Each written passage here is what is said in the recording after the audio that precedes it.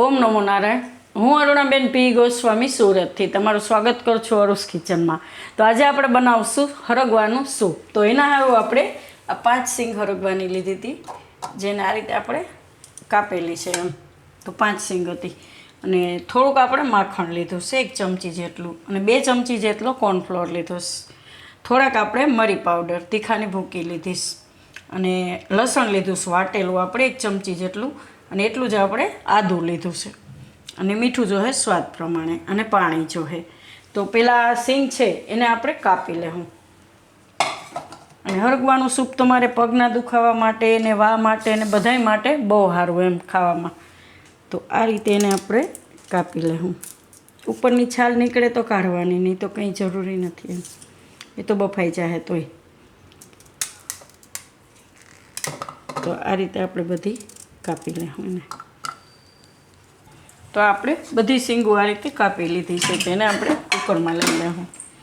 આને આપણે પહેલાં જ આખી જ ધોઈ નાખી હતી.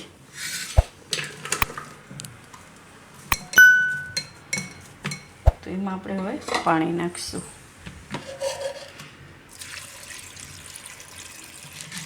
તો આ રીતે સિંગોની ઉપર થોડુંક રહે એટલું આપણે પાણી નાખવાનું. આ રીતનું થોડુંક મીઠું નાખી દેવું.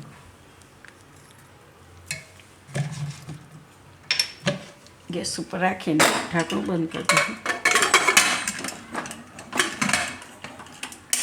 ગેસ ચાલુ કરી દેવું. આને આપણે 2 થી 3 વિસલ થવા દેવું. તો આને આપણે ખોલીને જોઈ લઈ કુકર. હવે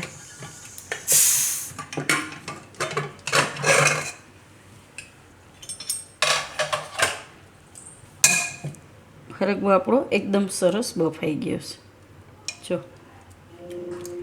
તો આને આપણે કાઢી લેવું એટલે ઠંડુ થઈ જાય.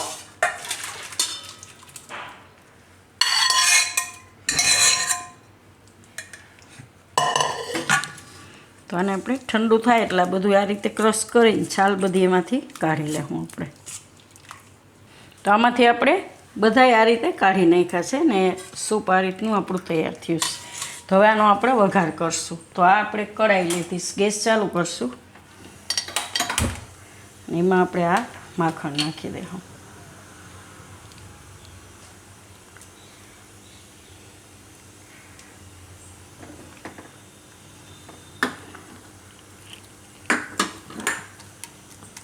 આ રીતે થોડીક વાર ઓગળવા દેવાનું.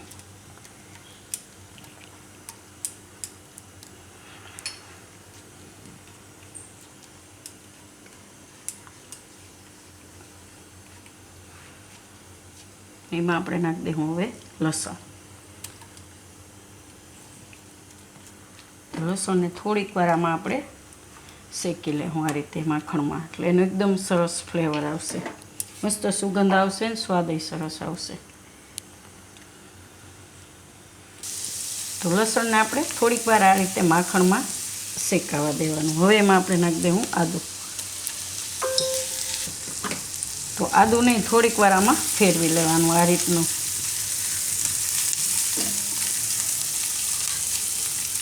કાચો સ્વાદ ન આવે એમ. તો હવે એમાં આપણે આ સૂપ નાખી દઈશું બધું.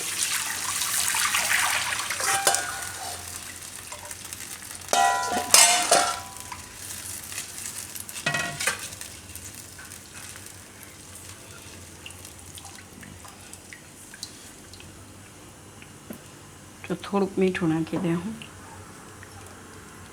સ્વાદ પ્રમાણે. આ મરીનો પાવડર.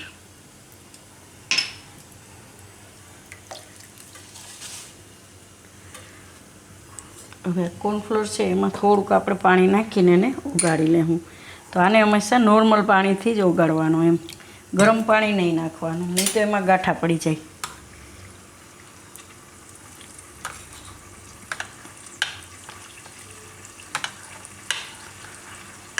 આ રીતે ઉગાડીને એમાં નાખી દઈશું આપણે.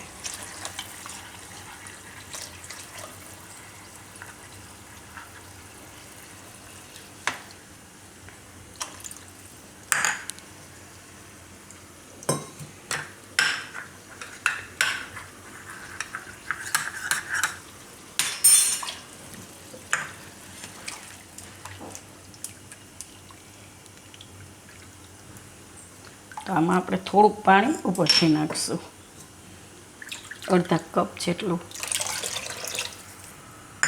અને હવે એકદમ સરસ ઉકળવા દેવું.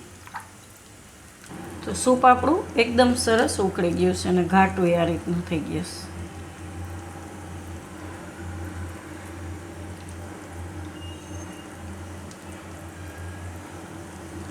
તો ગેસ આપણે બંધ કરી દેવું. તો તમારે જેવું આછું પાતળું કરવું હોય એવું કરી શકો. તમારે થોડુંક પાતળું જોતું હોય તો થોડુંક પાણી વધારે નાખી શકો એમ. બાકી આ નોર્મલ છે આવું. આને આપણે કાઢી લેવું.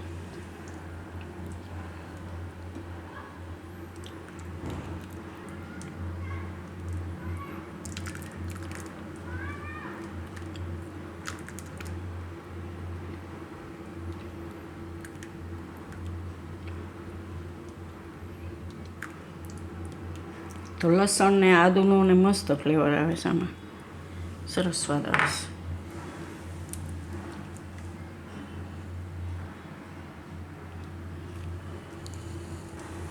ઉપરથી થોડાક ધાણા રાખીશું આપણે ખાલી ગાર્નિશ માટે.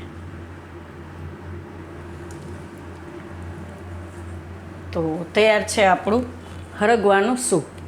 તો જો તમને મારી આ રેસીપી પસંદ આવી હોય તો એને લાઇક કરજો, શેર કરજો અને મારી ચેનલને સબસ્ક્રાઈબ કરજો અને બેલ આઇકન દબાવવાનું ના ભૂલતા. કમેન્ટ કરીને કહેજો કે તમને કેવું લાગ્યું આ હરગવાનું સૂપ.